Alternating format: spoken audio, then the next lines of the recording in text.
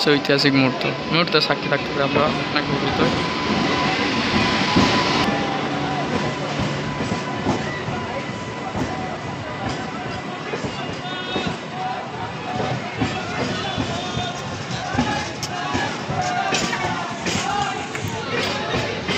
বাঁকুড়াবাসীর যে স্বপ্নের ট্রেন, সেই ট্রেন জার্নি থেকে শুরু হলো।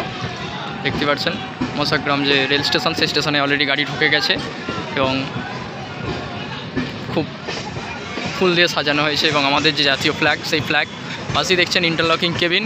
মানুষের ভিড়টা দেখুন, চোখে পড়ার মতো। দুর্দান্ত ভিউ, দুর্দান্ত ভিউ, এই দুর্দান্ত ভিউ।